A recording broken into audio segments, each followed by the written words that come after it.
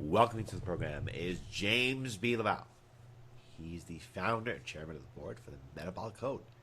He's a clinical pharmacist. He's the author of 19 books, 200 plus articles, and 3 databases. Industry expert, educator. Mr. LaValle, welcome to our show. How are you? I'm doing great.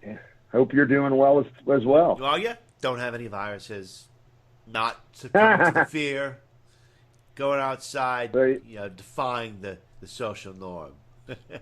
Exactly. Well, we can learn more about, real quick, we can learn more about Mr. LaValle by going to his website at metaboliccode.com. So, Jim, from your perspective, can you tell us a little bit about your company? And what would you say would be 2 of your greatest innovative breakthroughs? Well, sure. I would say our company was founded on this premise that everyone deserves vitality at every stage in life, that, no matter what age you are, you should be able to have a plan that helps you to, really maximize your health and well-being. Because, when you feel your best, guess what? You're a better parent, you're a better father, you're a better spouse, you're a better boss, you're a better member of the community. And so what we did with the Metabolic Code was, for years, and I've been 37 years in practice, I keep coming over the same problems over and over with people. And I started figuring out when we were doing all this precision healthcare, or basically personalizing programs for each people, that people kind of started fitting into buckets. So what we did was we developed this cloud-based system where you answer your questions, you get your labs, you add your biometrics, you hook up your wearable device, and all of it pushes a result that says, where is your metabolism broke? Because what happens a lot of times is people go, oh, wow, I heard, I heard that somebody said I should eat ketogenic, or, gee, I heard that Tibetan goji berries are great, or everybody should take a probiotic, everybody should take a multivitamin, everybody should take vitamin D, everybody should take fish oil. And before you know it, before you even get structured advice on what to fix what's broken, you got 18 tasks to do, and none of them are really targeted at where you need the most help.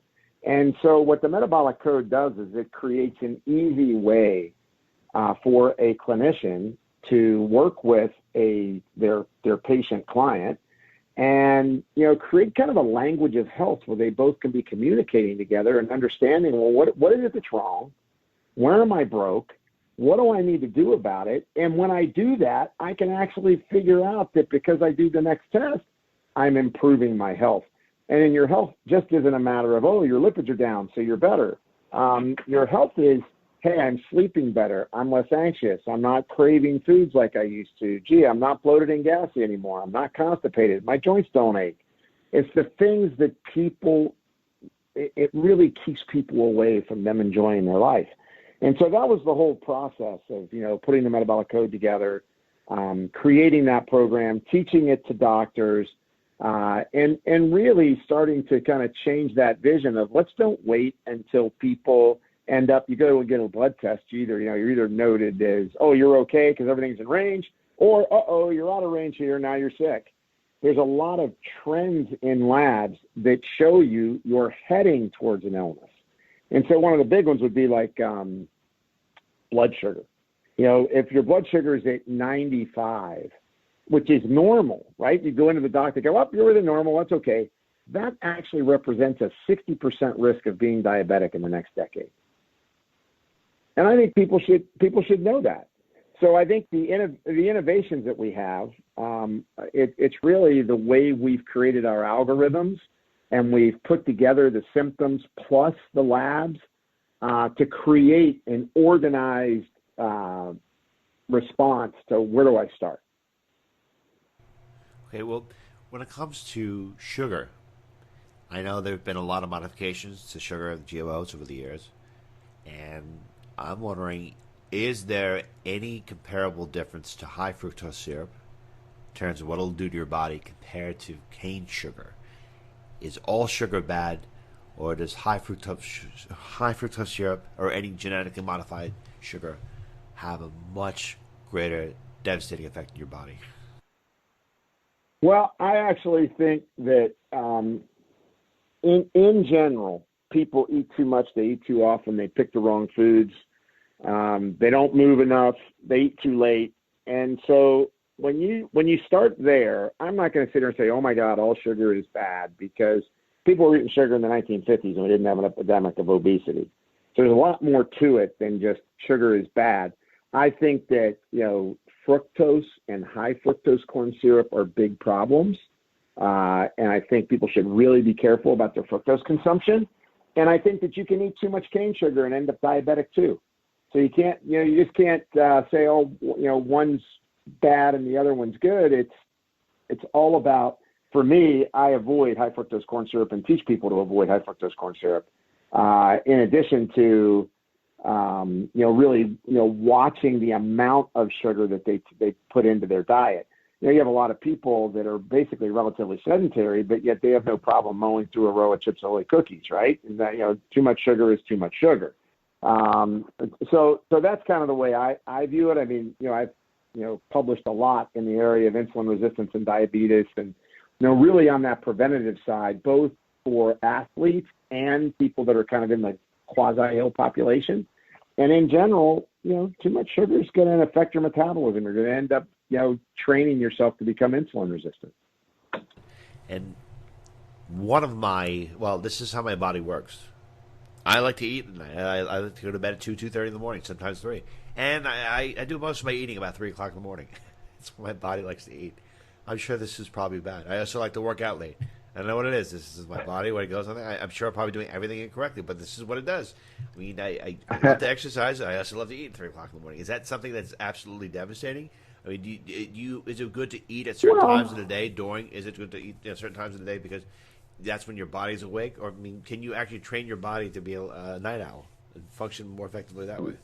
Well, we're not meant to be night owls, right? I mean, nobody's born and hangs in a cave during the day and goes out and forages for food at night, right? I mean, the human beings are their natural circadian rhythm is to be awake during the day and go to bed at night. And their natural circadian rhythm, and they've actually shown this, that when you throw that rhythm off by eating, that it can disrupt a lot of different markers of your metabolism. So, a lot of people are going overboard with time-restricted eating. I only eat 4 hours a day. I only eat 5 hours a day. I think that's a little bit, that may be a little bit excessive too, but I do think that some time-restricted eating principles are really good, and they've been proven to be good. And then, look, I mean, in general, what you're asking me is I could say, yeah, you're a unicorn. It works great for you, but I haven't seen your labs. I don't know if you're your ideal weight. I don't know if you feel at your best. And so a lot of this for me always comes down to, well, how do you feel? How do you look? Are you happy with where you're at?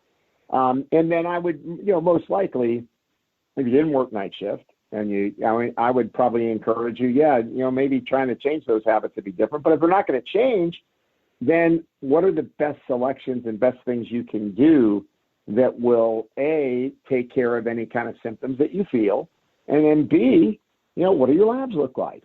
That's super important, because the one thing we can't escape is that, sex hormones get released in the morning. Cortisol gets released in the morning. As you go through your day, certain hormones are being turned on, some are being turned off, and that all runs on a 24-hour clock.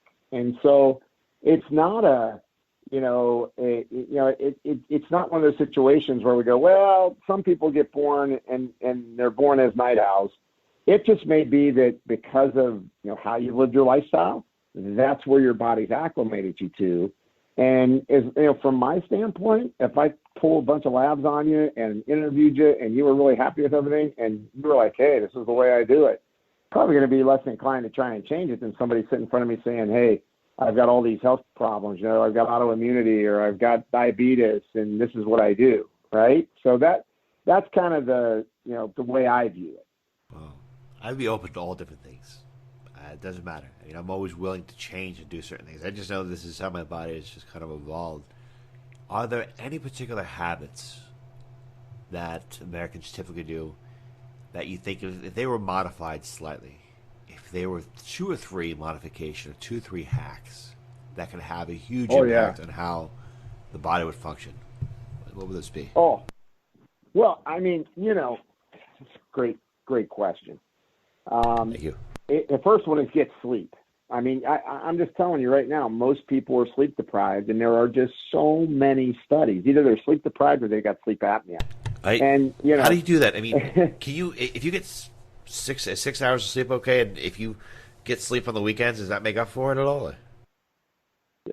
Yeah, once again, not enough studies to tell you definitively, but you hit that gray area, right? Most studies show 7 to 9 hours are ideal for immune restoration and, kind of metabolic performance, like how your body's going to do the best. I think there's people that probably get by on 6 hours and do fine, but we do know when people go down to 5 hours, they're 9 times more likely to get colds and flu. If they go between 5 and 7 hours, they're 5 times more likely to get colds and flu. So we know there's an immunologic effect that's there. And then certainly if you rest on the weekends, you're resting and trying to recover, I'm sure that can have a great effect. But I think in general, Americans push too late, eat late. They don't exercise, and so that's a start. But I spend a lot of time working on people's nervous systems because so many people today are kind of caught in fight or flight. So they have chronically kind of borderline high blood pressure. Their heart rate is a little bit too high. Those kind of things. They're having trouble sleeping. Those kind of things are core dynamics that are going on in your body that really play out and over time will create problems.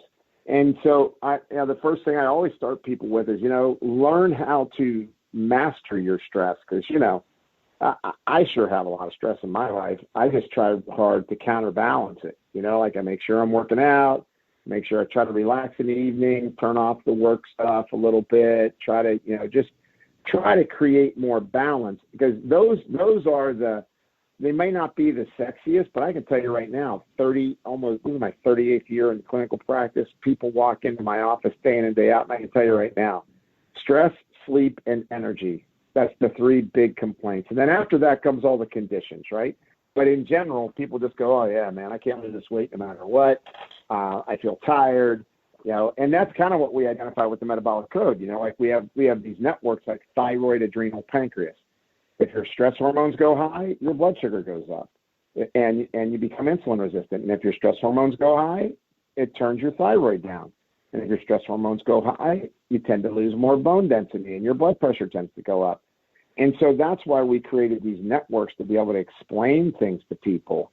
So the first most important hack is manage your nervous system. Now you can do that with nutrients too. Like I regularly give people nutrients, things like theanine, Relora, which is a magnolian philodendron extract, which manages stress really well and reduces night eating behaviors. So a lot of times people, they stress eat, they go for that comfort food, and they, all of a sudden they eat great all day and they get home and, they open a bag of potato chips up and blow through a bag of potato chips, right? And that's the kind of stuff that you have to get control of. And then when you get past that, then there's a variety of, my gosh, I mean, as a pharmacist, as a clinical pharmacist, I've been doing, biohacking since I learned my pharmacy trade because that's all that it is, right? Biohacking is just looking at where's someone's chemistry, how do I optimize it? It's kind of strange, but I feel that your last answer, you're basically analyzing me right there. It's like you know me. It's like you know me your whole life. No, because that's what it is. I went this way. Guess what, man? I had that little camera, man. You didn't know I had that camera going on with you? Oh, it's good. It's crazy. Well, it's stress. Yeah. I mean, I have a lot of stress because sometimes in my position I have clients that drive me crazy that I love, but it's very stressful. And then the late night eating, and I do that, and the fight or flight. So the fight or flight thing. Right now, because everyone's flipping out about the disease, everyone's talking about you turn the media, it's fear 24/7, and you see people around you and they're flipping out. I'm wondering, do you think that is actually causing people to probably gain more weight because they're constantly in the fight or flight syndrome right now? Do you think that's going to in the short term going to push people to skyrocketing high blood pressure and maybe going to lose their metabolism? Oh, I think for sure. Like a lot of times it takes a while for stress. Like acute stress won't do that so much, but if it lingers, right? Or in some cases, people get into an acute stress state, and what happens is it's called allostatic load. It's enough stress that it starts to change the way your brain the functions. And so you start to shut down that thyroid, and you create more stress hormones, and you store more fat. And so I think there's going to be some people that, the acute stress of this coronavirus situation could end up be that threshold effect, like the straw that breaks the camel's back. And yeah, they start to stress eat and they gain weight. And so there's no doubt. I mean, I've talked about, stress as being a component to weight gain for a long time, because like I said, that network I talked about, the adrenals, the thyroid, and the pancreas, when your cortisol goes up and your blood sugars go up and your thyroid goes down, you're going to store fat and feel sluggish. So you're going to feel like, wow, man, I'm starting to push a thought through Jello here once in a while. What happened to that brisk mind that I always had? And a lot of times people want to push that off. I'm like, oh, well, you're 40 now. Well, you know what? I'm going to be 60 in about a month and a half.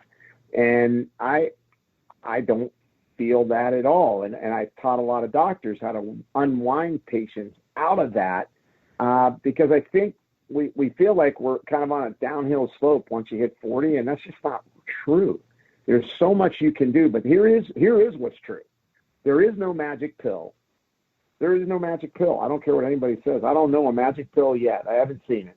But there is the opportunity to change your lifestyle and start to understand your chemistry and start to take action on you targeting your health so that you can cut off that slow downward slope, right? And kind of level off and maybe even climb back up into good health.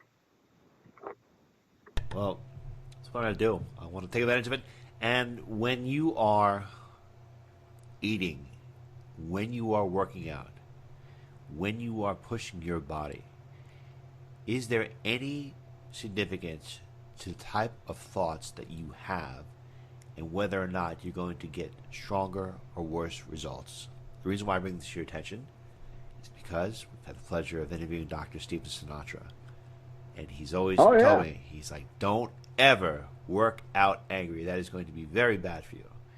And I'm wondering if you're working out and you are in a state of fear, or you are in a state of too much of a tranquility, if that in essence is going to cause you to gain less weight, it's going to actually cause you to gain more weight, or it's going to cause more things to happen to your body that you don't want to. So what are your thoughts? Well, I think that, your mind's incredibly powerful. So I think anything you're doing, you should try to set a positive state of mind. I mean, if you're real angry, figure a way to calm that anger down. If you're trying to train at an intense level, I would say if I'm running, I'm doing endurance. I'm going to try and keep myself at an even keel, try to keep that heart rate down. And if I'm going to be doing some kind of explosive work with weights, I'm going to probably, try to get a little more fight or flight, in order to move that weight. But in general, they've kind of shown that it's a balanced nervous system that ends up performing at its best.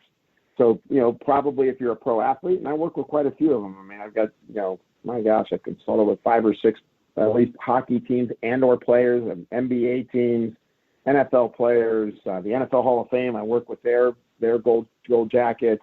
Major League Baseball. Wow, that's awesome. In general, yeah. I mean, and Major League Soccer. So I mean, all the major sports, I actually have clients in, and I would say that what you want is a state of readiness, right? So I use terms like resiliency and readiness. So you should be prepared for whatever it is you're going to do. You should have the right state of mind for what it is you're going to do. And yeah, I think that if you're, super angry and agitated, probably not the best time to go and lift weights.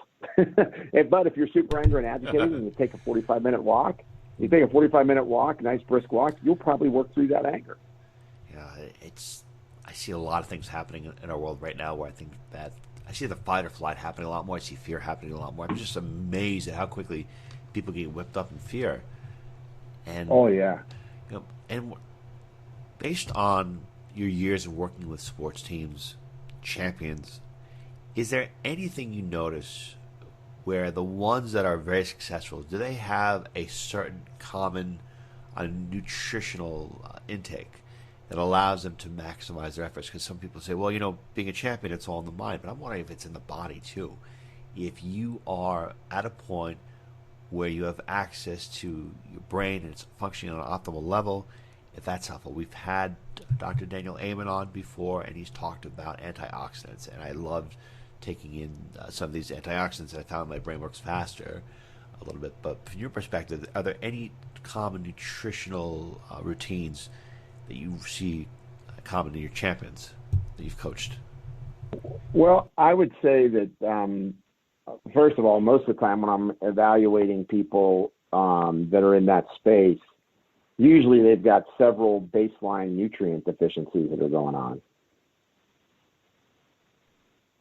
And so for example, typically they're low in magnesium and other electrolytes. And when you're low in magnesium, you're not going to perform at your best. Many times, depending on what type of sport it is, they may have gut permeability problems, so they're not absorbing things the way they should. I think it's interesting because, we run through these things. The big ketogenic craze went through the professional athletes a few years ago, and what everybody found out was, oh, wow, man, that doesn't work for a lot of athletes because there's no glycogen on board for the muscle. So if they're having to train hard and exert over a long period of time, they don't have the reservoir that they should have. And so I think that I'll tell you the more important thing I see, because most of the people that are coming to me are more of the top tier athletes in their sport. They have an insatiable drive to improve every aspect of their performance. So they want to know the best things to eat. They want to know where their nutrition imbalance is at. They want to understand how they manage their stress better and get a better night's sleep. And I think that's the more important piece, because honestly, I haven't put enough, we don't have enough data analytics together on it yet to say, oh yeah, this is what it is. Because once again, I don't think it's one thing. I mean, your body's got, essential vitamins and minerals, stress hormones floating around, sex hormones floating around, neurotransmitters floating around. All these things are working in harmony. So what you want to do, once again, in an individual is figure out, well, where are they broke? Now, where are most of them broke? Usually it is, they're a little bit insulin resistant, or their cortisol levels are a little high, and their gut's a little permeable, and they're not getting enough, they're not getting absorption of enough minerals. And, when your mineral status is poor, the muscles don't fire like they should. And so that's usually what I see. I mean, you could see, almost everybody's low on vitamin D, and it's interesting how many male athletes will have at least borderline iron deficiencies, So I think all those things add up to create someone who's performing at their best. And I've had people that are at the top that overtrained, right? They worked out long. They've been to the finals, 2 out of the last 4 years, and all of a sudden they hit that fourth year, and they're mush, right? Because they've worked so hard and depleted so much out of their body without really appropriately restoring it. And I think that's the key. And we're nowhere near that, on any kind of professional sports level, across a league yet. Oh, that's really awesome. And have you noticed any types of improvements in people that go to a plant-based diet? The reason I'm asking is because I'm vegan, and I guess there's some positives and negatives. I say the greatest positives, and I'm rest assured knowing that I'm not harming any animals. But I recently started eating eggs again because I get them from a farm that treats the animals very well. I know the animals aren't hurt. So do you find that a plant-based diet has a lot of benefits in terms of nutritional value, in terms of health values at all, or is it there are a lot of drawbacks from your perspective? I don't think that it's necessarily that there's a lot of drawbacks. I think that Game Changers kind of got everybody talking about the plant-based diet, right? And I would say that for athletes, I find it to be trouble for them to be able to maintain it. I know there was a couple examples of people there, but I have a lot of people that come to me to try and do a plant-based diet and be a professional athlete.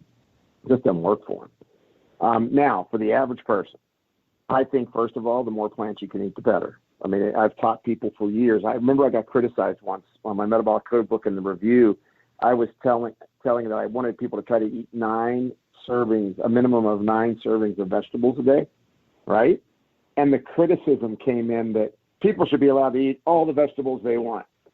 Why 9? And my point was, well, because most people only eat one. So if I can get people eating more vegetables in their diet and get some legumes in and modest intake of fruit because of the fructose, you know what? That's a big win. That's a big win. And I think that's the most important piece.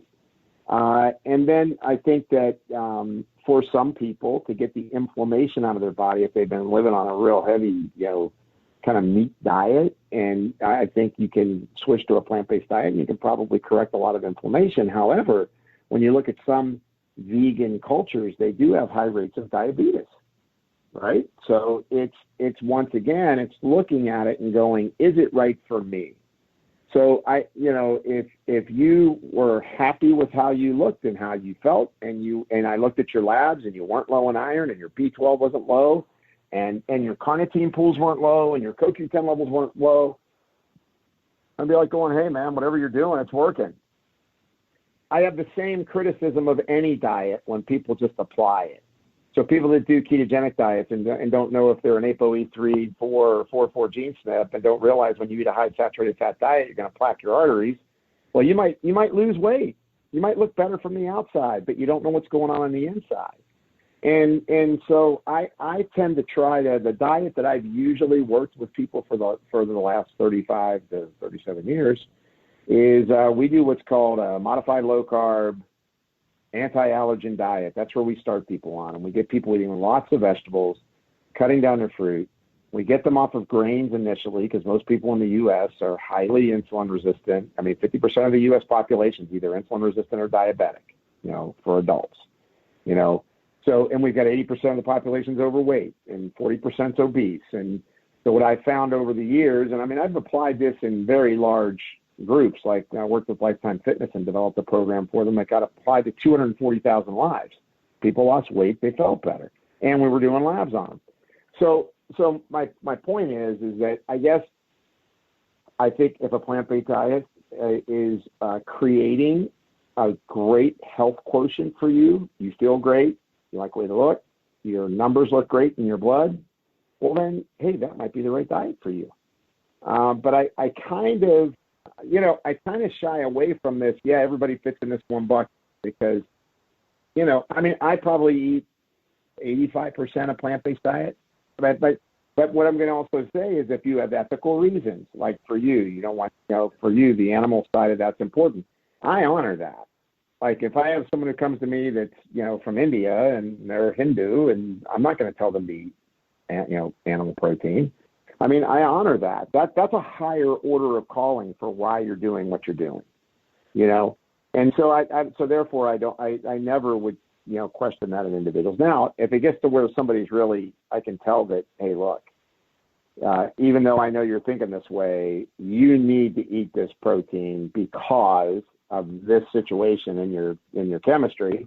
Well, then I'm going to make that suggestion, and I'm still going to be respectful, and we'll figure a way to try to do it plant-based if we can.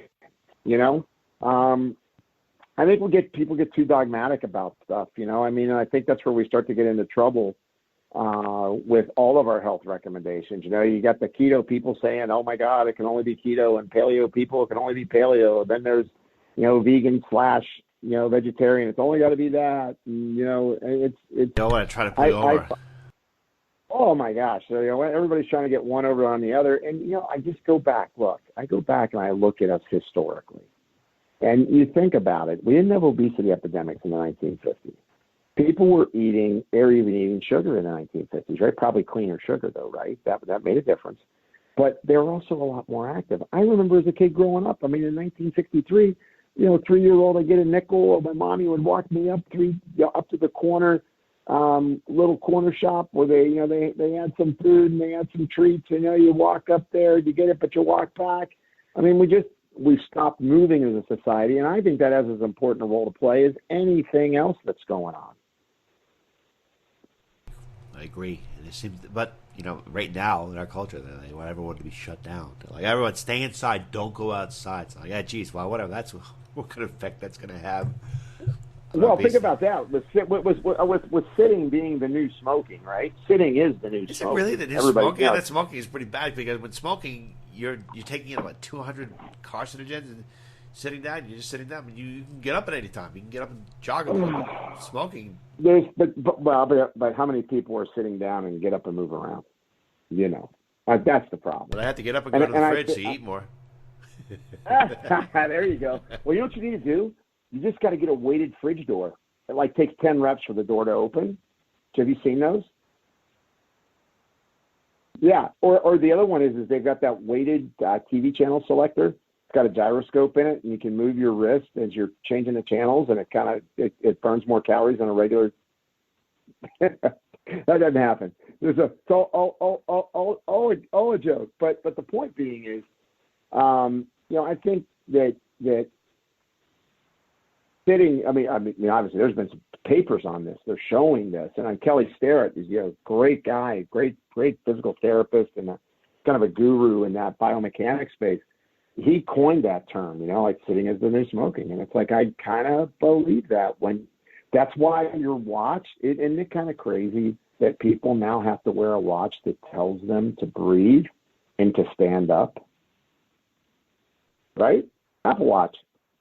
Yeah, it's kind of weird, right? I mean, oh, wow, it's time to breathe. And why don't we breathe? Because when we're in sympathetic dominance, like you had mentioned, a lot of people in fight or flight, when you're in fight or flight, your diaphragm tightens up, your lungs don't expand as much, you make more blood lactate, and that means you're going to become more acidic, and it can even trigger anxiety in people. So there's a real cost to these kind of things. And I think this whole COVID-19 situation, it is going to change the way people are behaving. You're going to get more and more virtual communication, and it is going to sit people down more. And, I think, we got to put some rationale to it and some reasoning. And in your perspective, when you started your career, what have been two of your long-held beliefs that you realized after years of research had changed? And why did they change? Some people, I'll give you an example of this. For a long time, they said, you shouldn't eat fat. You should not eat fat's bad for you. And then there apparently was a shift saying, no, fat's okay for you. Carbs are bad. Carbs are the real culprit. The carbs deceived us. It's actually fat. It was exactly okay the whole time. So what have been your two biggest shifts in perception? Well, I think that was one of them. I remember when I started out, there was all this, everything's got to be low fat. So that means everybody were eating low fat cookies that were loaded with sugar. And then we figured out that eating lots of sugar triggered high cholesterol. I think that in general, information moves back and forth, right? So, it changes. It goes from low carb to high carb to high fat, high fiber to whatever. And I think what we lack is a general principle and understanding that, look, for one, if your metabolism is messed up due to high stress, meaning your cortisol levels are high, your thyroid is low, you can probably eat just about anything you want, and you're probably not going to lose weight very easily. Short of really going on to a serious, lower calorie diet, or maybe you go ketogenic and it breaks your insulin receptors for a while. But the problem is then your insulin receptors kind of get desensitized and you gain the weight back as soon as you go off your ketogenic diet or your Atkins diet, right? We still, there's just tons of people, right? I was on Atkins. You look at them, you look great. 5 months later, they come back, they got 70 pounds on. They lost 50, they gained 70. It's what happened? Oh, I went off my diet. I think that probably one of the bigger things for me is just how unbelievably destructive stress response is. I don't think I really had any appreciation for it. Maybe part of that was just because my youth, I'm young, I was training, I was, you're pretty indestructible, right?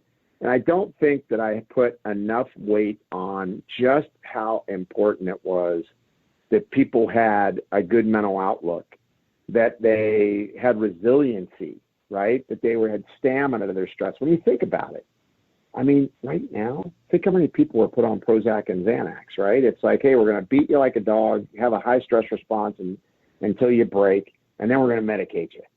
And I think in traditional cultures, there was always this aspect of, hey, the most valuable herb in every traditional culture were the herbs that help people cope with stress. So I think one of the biggest things is that I put a tremendous amount of impetus and a lot of focus on getting people to understand the physiologic side of that. Oh, no, you're not weak. I realize you don't have anxiety, you don't have panic, but you are in a sympathetic overdrive. Your heart rate's a little high, your blood pressure's a little high. And, I'd say that's pretty big. I was fortunate. I mean, when I got into this, I got trained by doctors who were very advanced in integrative medicine. So they were teaching me about, dysbiosis and gut flora issues and food allergens and toxic metals and, mold issues. So, back in 1986, not a lot of people were talking about that. But when I cut my teeth into this field, I just had incredible mentors. So the biggest thing I've probably learned is that, for most people, other than drinking water, there probably isn't one thing that's right for everyone. Well, maybe eating vegetables. Eating vegetables and drinking water, I feel pretty good about. After that, and moderate, move. After that, I think it's a lot more important that we start to, work with people and get them to understand where they need to work on their health, so that they can get an outcome, because I still think we suffer from erratic outcomes. And the final question I have is, where do you see your company going? What would you say would be some of the things that you're working on in the future? And also, at the same time, how could people learn more about you, get analyzed, and start to, get the rewards of coming to your company? Sure. So, where we're going is to be a fully integrated healthcare network. We want to have, thousands of doctors using our platform, implementing precision health and integrative medicine and a lifestyle approach to their patients, tracking that data to find out what's working so that we're able to really start to create programs and protocols for people that have, more precision to them. And so, where we're going is, we're obviously working with athlete populations using our databases, and then we're working in the kind of normative, populations. And for us, it's all about lifestyle. So it's searching for, better technology, getting people more aware, helping people to engage in their health, like really, sending out motivational, pieces and doing things like that. And I think that's a key driver to this. And then the other thing would be, and that also encompasses what are good products. There's a lot of products on the market. So we're implementing things like True Trace technology. And True Trace technology is basically, it'll be a QR code on a bottle. And when you take a picture of that QR code, the complete analysis of where the raw material came from, GMO or non-GMO, how much was analyzed to be in the product, what is the chain of custody of that ingredient going all the way through to the finished bottle, so that people can get true transparency on what it is they're taking, and it's whether they're taking it as a food or taking it as a supplement or taking it as a drug. So we're very committed to creating a transparency where people can trust what they're getting, but more effectively, the practitioners are able to go, oh, wow, this product's been really verified to have what it says it has in it.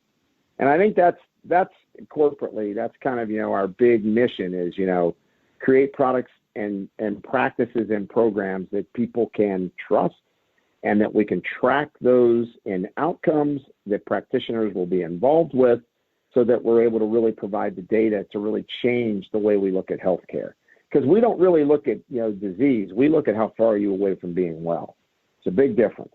There's already a bunch of doctors looking for diseases, but there's not a lot of groups that are looking for how far are you away from being well. And that's what we built. And then in terms of how people can get a hold of me, obviously there's jimlavelle.com.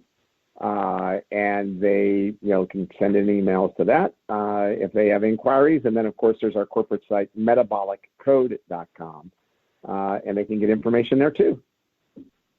James E. LaValle, thank you so much for being with us today. Again, the website is metaboliccode.com. Mr. LaValle, really appreciate your insights, and I hope people will take away some great tips and improve their lives. Thank you so much. You are welcome. It was my pleasure.